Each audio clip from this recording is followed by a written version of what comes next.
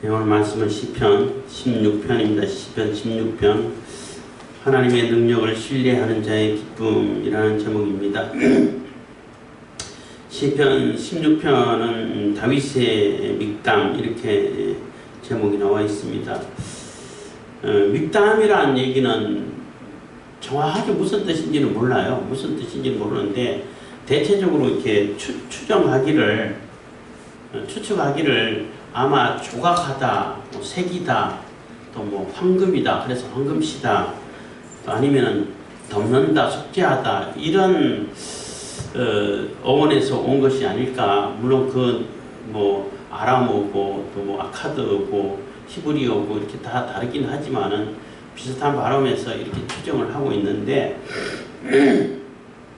믹담이라는 시를 이렇게 믹담이라는 표제를 가지고 있는 이제 시에 대체적으로 보면은 좀 구원을 요청할 때 내가 어려움 당해가지고 구원을 요청하고 구원의 기도를 드릴 때 이럴 때 주로 이렇게 쓰이는 표제라는 거예요. 그래서 아마 이렇게 속죄하다, 덮는다 이런 의미가 아닐까 이렇게 생각을 하고 있다는 것입니다.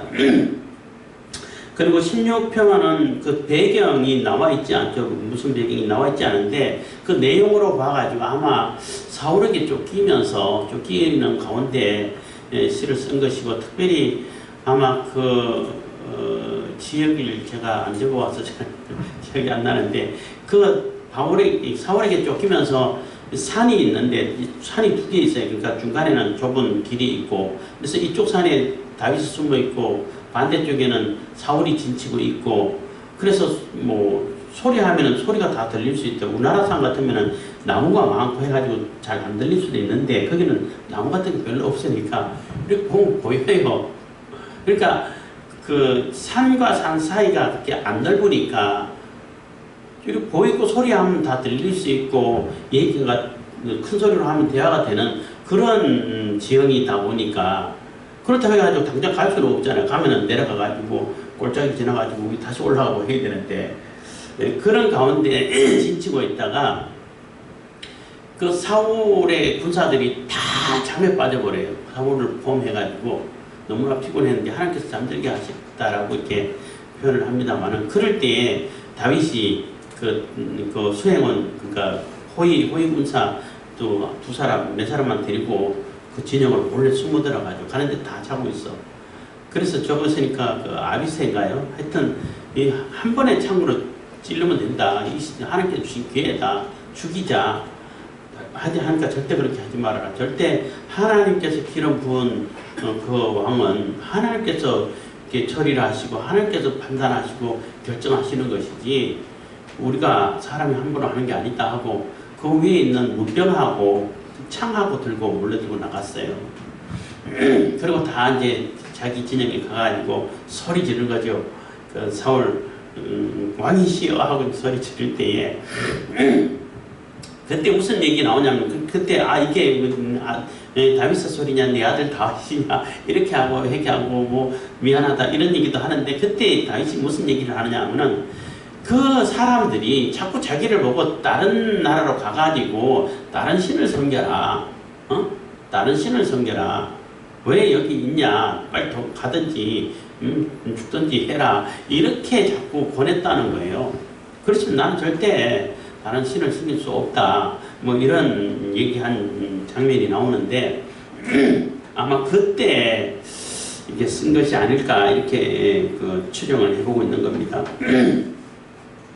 16편 1절입니다. 하나님의 나를 보호하소서. 내가 죽게 피하나이다. 그래서 하나님께서 나를 보호하셔야만이 내가 피할 수 있고 살 수 있다는 거예요.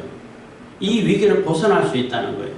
하나님이 보호하셔야만이 위기를 벗어날 수 있지, 안 그러면은 이거 뭐 방법이 있냐는 겁니다. 그래서 결국은 사울 때 다윗이 그 사건이 있은 다음에는 도무지 피할 방법이 없다 해가지고 혼자 또 이게 블레셋으로 망명해버리죠. 그러면 못 찾을 거다 했는데 가가지고는 또 이렇게 많은 어려움을 당하죠. 하나님께 끝까지 의지하고 하나님께 피한다 그랬으면은 하나님께서 그때그때 피해 주시는 대로 살아야 되는데 블레셋으로 망명해보고 했는데 어쨌든 간에 망명하기 전까지는 하나님만 의지하고 있는 거예요. 그래서 이 어려움 당하고 추격 당하고 있는 이 상황에서 하나님이 나를 보호해 주십시오 하고 주님께 피하겠습니다. 뭐 피할 데가 어디 있겠습니까? 하고 호소를 하는 겁니다. 2절 내가 여호와께 아뢰되 주는 나의 주시오니 주밖에는 나의 복이 없다 하였나이다. 그래서 내가 여호와께 아뢰되 주는 나의 주시오니 주님께서 여호와 하나님께서 내 주인입니다. 주님 외에는 내게 선한 것이 없습니다. 복이 없다는 얘기는 선한 것이 없다라는 라고도 말을 설명할 수 있는데 주님 외에는 선한 것이 없습니다. 주님 외에는 복이 되는 것이 없습니다. 하나님만이 나의 유일한 복이고 나의 선이고 나의 주인입니다. 라는 그런 고백입니다. 그래서 하나님만 오로지 의지하고 하나님만 바라보겠다는 그러한 마음인 거죠. 3절입니다. 땅에 있는 성도는 존귀한 자니 나의 모든 즐거움이 저에게 있도다. 그래서 이 땅에 있는 성도라는 얘기는 이스라엘, 상징적으로 이스라엘, 하나님을 온전히 따르고 하나님을 주님으로 모시고 하나님을 내 모든 것으로 하나님을 유일한 복으로 또 선한 것으로 여기는 이 사람들이 성도들이죠. 이 땅에 살아가는 있는 성도들이고 하나님의 백성들인데 그 백성들은 정말로 존귀한 자고 하나님께서 존귀히 여기시고 의로 칭의해 준다고 그러잖아요. 의로 여겨주시고 하시는 그러한 자들이지만은 또 다윗 자신도 그러한 자들을 존귀하게 여기겠다는 거예요. 그래서 땅에 있는 성도는 존귀한 자니 나의 모든 즐거움이 저에게 있다. 그래서 그들을 바라보고 하나님 말씀을 따라서 하나님 뜻을 받들고 하나님의 의를 따라 살고 하나님의 공의를 실천하고 이런 자들 볼 때 그런 자들 볼 때 내 기쁨이 있고 즐거움이 있고 야 이런 세상이어야 돼. 이런 사회라야 돼. 그래서 안도하고 기뻐하고 즐거워하고 한다는 겁니다. 그런데 이제 4절입니다. 다른 신에게 예물을 드린 자는 괴로움이 더할 것이라. 나는 저희가 드리는 피의 전제를 드리지 아니하며 내 입술로 그 이름도 부르지 아니하리로다. 그래서 그렇지만 오로지 하나님께 집중되어 있고 하나님만 바라보는 그러한 것이 바로 나고 또 본인이고 또 하나님께서 그렇게 기뻐하시는데 사람들은 자꾸 다른 신에게 가라. 이스라엘을 떠나가서 다른 데 가서 그 신을 섬겨라 이렇게 얘기를 하는데 난 그렇게 할 수가 없다는 겁니다. 다른 신에게 예물 드린 자는 괴로움이 더할 것이다 하는 얘기는 결국은 다른 신을 섬기고 우상 섬기는 자들은 괴로움만 더하죠. 우상 섬기는 자들이 자기 탐욕을 채우기 위해서 우상 섬기는 거거든요. 어떤 분이 그런 얘기를 하더라고요. 그 우상 숭배하고 그 미신을 섬겨하는 사람들이 착해지려고 그거 섬기는 사람 많냐고. 가만 생각하니까 그런 것 같더라고. 절대 착해지려고 그런 거 안 생긴다는 거예요. 자기 욕심 채우고 탐욕을 채우고 뭔가를 자기의 이윤을 극대화시키고 이렇게 하려고 그거 지성을 들이지 자기가 착해지려고 섬기는 사람은 없다는 거예요. 그러니까 가만 생각해보니까 그런 것 같아. 그것처럼 결국은 자기 욕심 챙기고 자기 탐욕을 채우고 하기 위해 가지고 심지어는 자기 아들까지 잡아서 제물로 드리고 사람들은 함부로 죽이고 자기 말 안 들으면 학살하고 이런 상황이 벌어지는데 그게 그들에게 희망을 갖다 주고 행복을 갖다 주냐는 거예요. 하나님처럼 복을 갖다 주고 선한 것으로 세워지냐는 겁니다. 아니죠. 더 괴로움만 더해질 뿐이라는 거예요. 이제 비유로 그렇게 하죠. 목마를 때 바닷물을 마시면은 물이 엄청 많잖아. 그 물을 마시면은 갈증이 해소되나요? 더 갈증이 더 심해진다는 거예요. 그래서 목마를 때 절대 바닷물 마시면 안 돼.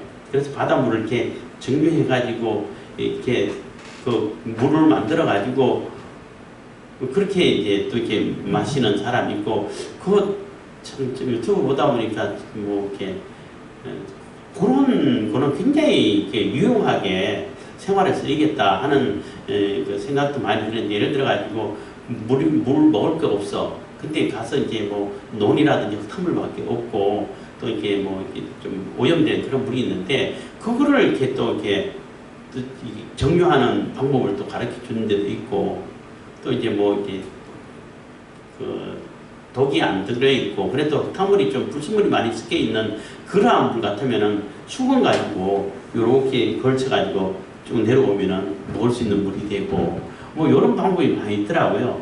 소금물도 이렇게 뭐 데울 수 있으면 데워가지고 이게 우산 비닐 우산 같은 거 씌워가지고 옆으로 흘러내리게 하는 데를 받아가지고 먹고 또 그렇게 오염된 그런 물들도 그런 식으로 해가지고 또 먹는 물로 만들고 이런 방법이 많이 있고 지금은 그 바닷물을 담수화하는 그런 기술이 많이 발달되어 있죠. 그게 한국이 아주 발달되어 있어요. 그리고 뭐 예를 들어 가지고 항공모함이라든지 뭐 잠수함이라든지 이런 거는 다 그런 기기가 들어 있어야 돼. 그런 거 없으면은 뭐 작전을 할 수가 없잖아요. 물속에 들어가가지고 몇 달 동안 있고 뭐 핵추진 잠수함 같은 경우는 뭐 몇 년 동안 있을 수 있는데 그거 공기도 다 물로 이렇게 산소를 만들어가지고 쓰고 물도 바꿔가지고 쓰고 이렇게 한단 말이에요.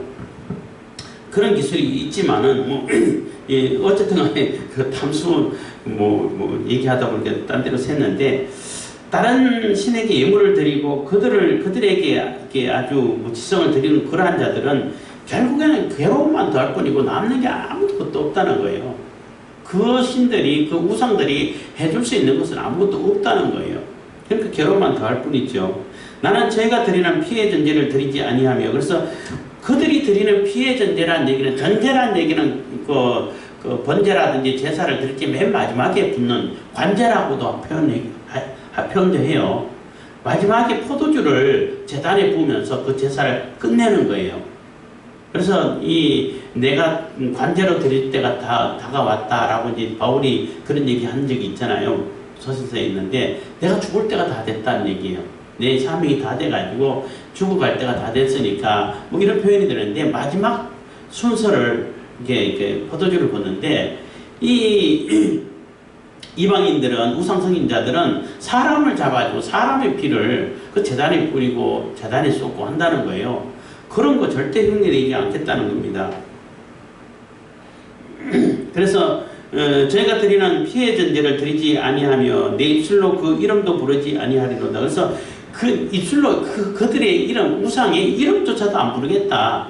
그러니까 아예 그냥 전혀 그거하고 관계없이 절대 돌아보지도 않고 생각지도 않겠다. 이름도 안 부르겠다. 이런 단호한 각오를 얘기하는데 이 얘기한 것이 자꾸 아까 얘기했던 것처럼 그 사울에게 아부하고 다윗을 모함하고 하는 이 사람들이 자꾸 다윗에게 딴 데로 가가지고 딴 신성계라 이런 요구를 했다는 거예요.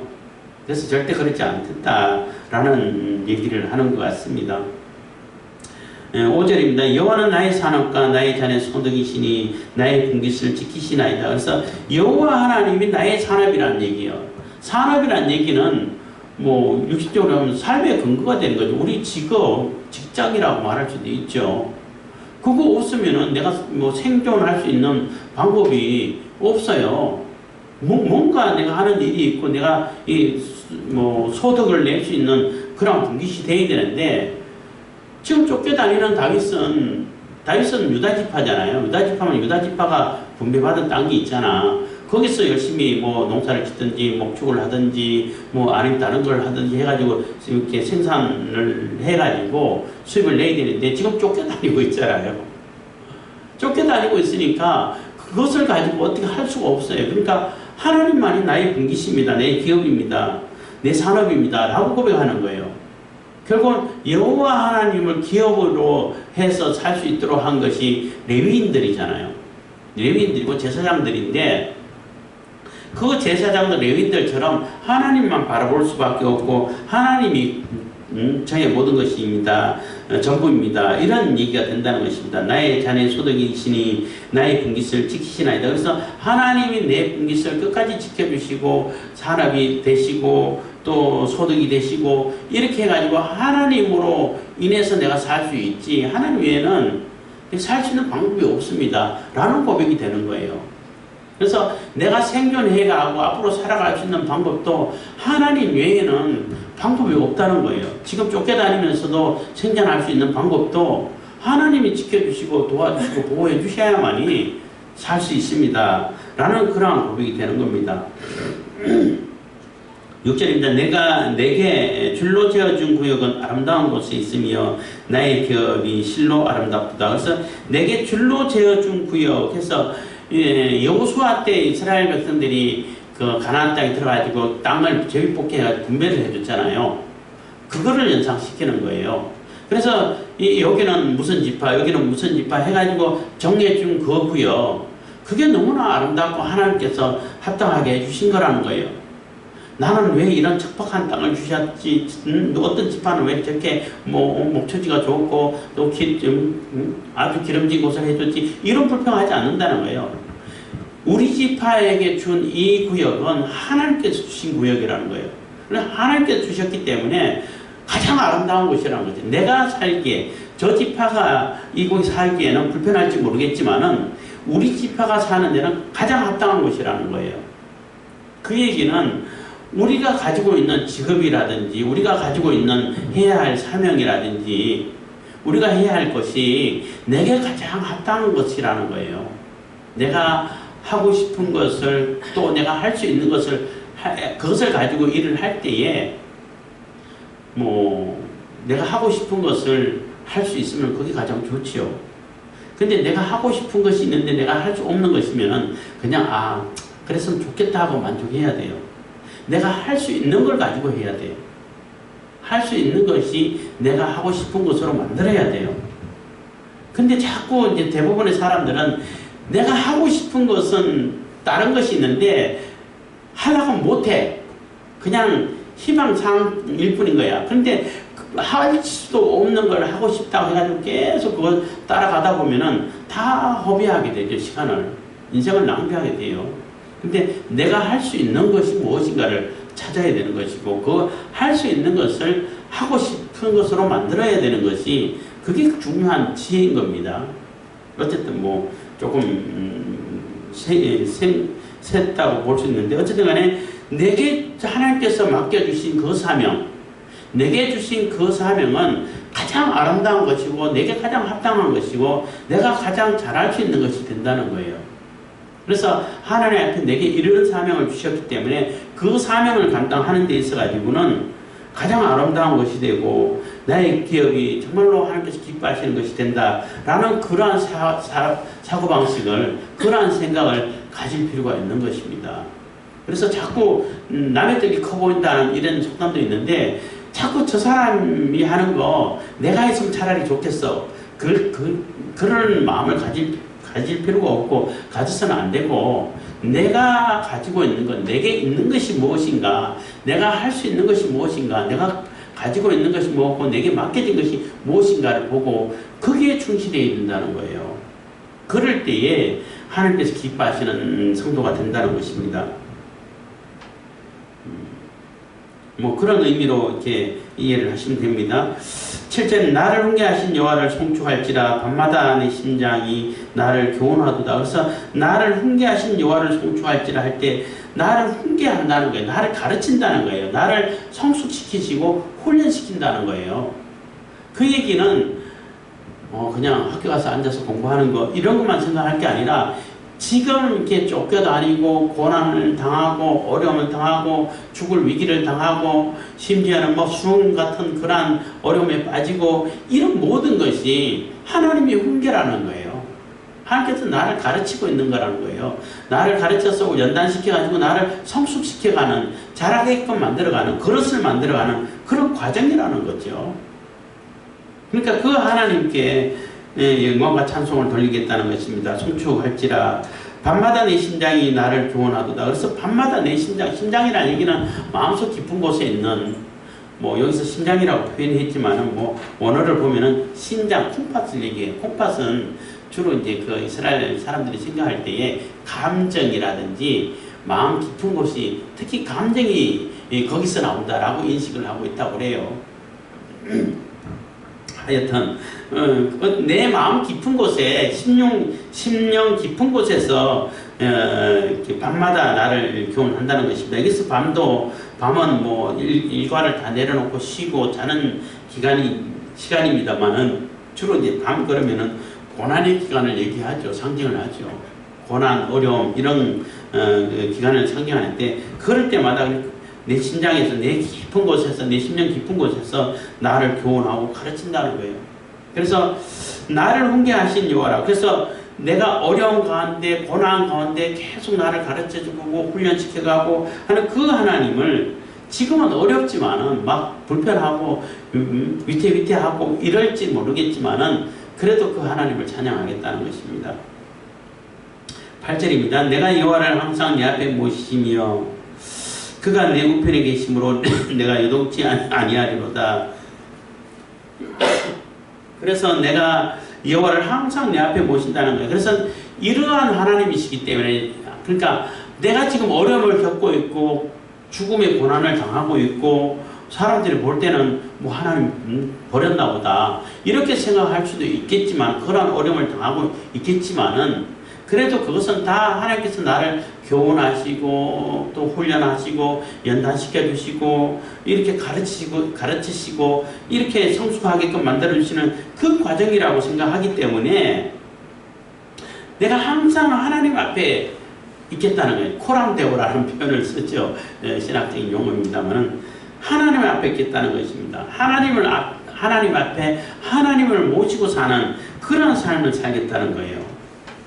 지금 형편은 쫓겨다니는 형편이겠지만은 어려움 당하는 형편이겠지만은 그래서 항상 하나님을 모시고 그런 삶을 사는 그런 삶을 살겠습니다 하는 각오가 되고 그 하나님이 내 우편에 계심으로 우편이라는 얘기는 힘과 능력을 상징하죠. 권세, 권능을 상징하는 겁니다.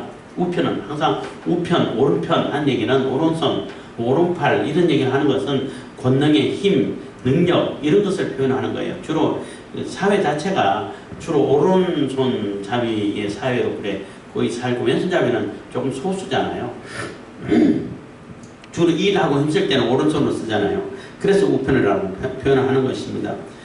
그 권능의 편에 하나님께서 계시기 때문에 내가 흔들리지 않는다는 거예요. 내가 뭐 불안해하지 않는다는 거예요.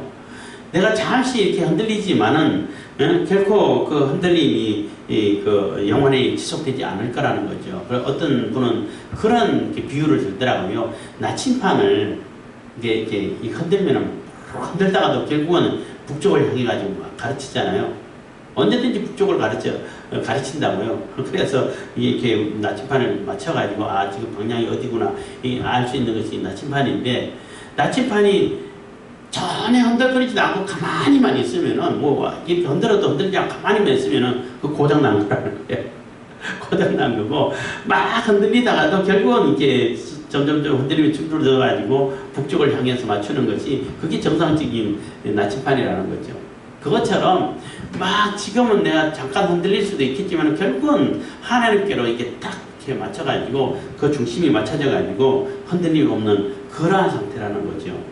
그래서 하나님이 내 앞에 계심으로 내 앞에 계시고 내가 하나님 앞에 모심으로 하나님이 내 우편에 계시고 그러므로 내가 흔들리지 않겠습니다 하는 그러한 고백이 되는 겁니다. 9절 이러므로 내 마음이 기쁘고 내 영광도 즐거워하며 내 육체도 안전히 가리니 그래서 그렇기 때문에 내 마음이 기쁘고 내 영광도 즐겁고 내 육체도 안전하고 하나님이 보호해 주시고 우리가 하나님 앞에 있고 하나님이 내 우편에 계시고 그래서 내가 흔들림 없이 막 딱 중심이 잡혀 있는데 이러한 상태라면은 그 얼마나 마음이 기쁘고 안정이 되겠냐는 거예요. 물론 이제 다윗도 사람이다 보니까 그 뭐 아까 예를 들었습니다만은 사울이 다 물러가고 쫓겨갔지만은 그래가지고 이제 다시 위기를 벗어났죠. 난 이후에 이래가 안 되겠다 그냥 블레셋으로 가자 하고 망명해버렸는데 그거는 하나님께 기도도 안 하고 여쭤보지도 않고 그냥 혼자 결단을 해버린 건데 그 전까지 이 시를 쓸 때까지만 해도 하나님께서 나를 보호하시는구나 이 위기 가운데서도 그래서 결국 잡혔구나 하는 상황에서도 이런 상황에서도 벗어나게 만들어 주시는구나 이런 것을 이렇게 경험을 했다는 것입니다. 그래서 언제나 하나님이 나를 지키시면은 아무리 많은 대적이 쫓아와도 나를 보호하시고 안전하구나 라는 것을 깨닫게 됐다는 것입니다. 10절 이는 내 영혼을 음부에 버리지 아니하시며 주의 거룩한 자로 썩지 않게 하실 것입니다. 그래서 이것은 내 영혼을 음부에 버리지 않겠다. 하나님께서는 절대 내 영혼을 지옥불에 음부에 버리지 않을 거라는 그런 확신을 가지고 있다는 거예요. 그래서 내 육신이 주의 거룩한 자로 썩지 않게 하실 것입니다. 해서 절대 육신이 썩어져 없어지지 않도록 이렇게 주님께서 나를 보호해주고 지켜주실 거라는 거예요. 그런 확신을 가지고 있다는 거죠. 근데 이 10절은 그 예수님을 예언하는, 그러니까 메시아 예언시라고도 해요. 16절을. 요 10절, 11절, 9절 때문에 그런데, 그래서 내 영혼을 음부에 버리지 아니하시며 주의 거룩한 자로 썩지 않게 하실 것입니다. 해서 사도행전 2장에 그 베드로가 설교하면서 이렇게 이 구절을 인용을 했는데, 예수님께서 절대 썩지 않게끔 하시겠다는 그 예언이 이루어진 거다. 그래서 예수님의 시체는 이미 십자가상에서 이렇게 돌아가셨기 때문에 뼈도 안 꺾고 뼈가 꺾이지 않는다는 그런 예언도 나오잖아. 그리고 부활을 상징하여 부활을 예언하는 거죠. 그래서 무덤에 묻혔지만은 사흘 만에 부활하셔서 3일 만에 부활하셔가지고 썩어짐을 당하지 않았죠. 그것을 이렇게 베드로가 이 구절을 인용하면서 설명을 하고 있어요. 그래서 메시아 예언시 이렇게 표현을 하는데, 다윗 입장에서는 하나님이 나와 항상 함께 계심으로 내가 하나님을 모시고 하나님께서 내 우편에 계시기 때문에 절대 내 영혼을 버려가지고 그 음부의 그 대직자들의 손에 맡겨가지고 완전히 내가 죽음을 당하고 이렇게 당하지 않게끔 하나님께 절대적으로 보호해 주신다. 그래서 죽어서 내가 썩어 없어져 버리는, 그러니까 대적이 손에서 썩어 없어져 버리는 그런 상황이 되지 않을 거다라는 확신을 가지고 이렇게 시를 썼지만은 그게 이 메시아 예수님을 예언하는 예언이 됐다는 거죠. 11절 주께서 생명의 길로 내게 보이시리니 주의 앞에는 기쁨이 충만하고 주의 우편에는 영원한 즐거움이 있나이다. 그래서 주께서 생명의 길로 내게 보이시리니, 그래서 나를 생명의 길로, 결국 이것도 부활을 얘기하는 거죠. 그래서 다윗이 지금 이렇게 쫓기고 죽음의 위험을 당한다 할지라도 결국은 하나님께서는 나를 음부에 버리지도 않고 썩도록 그냥 대직자의 손에 잡혀서 죽어가지고 버려져가지고 그냥 썩음을 당하도록 내버려 두지도 않으냐 하실 것이고, 결국은 주께서 내게 생명의 길로 이끌어 주신다는 거예요. 부활의 길로, 생명의 길로 이끌어 주실 겁니다. 내게 보이시리니 주의 앞에는 기쁨이 충만하고 주의 우편에는 영원한 즐거움이 있나이다. 그래서 주님께서 주시는 그 기쁨과 즐거움이 영원히 있을 것이다. 하나님께서, 예수님께서 부활하셔가지고 그 부활의 기쁨을 우리가 영원히 누리는 것처럼 부활 승천하셔가지고 지금도 우리가 그 기쁨에 우리가 감동하고 감격할 수 있게끔 해주신 것처럼 이 다윗 역시도 하나님께서 생명의 길로 이끌어 주시기 때문에 하나님 앞에는 기쁨이 충만하고 즐거움이 있고 또 하나님의 영원한 복락이 있고 하게 된다는 것이에요.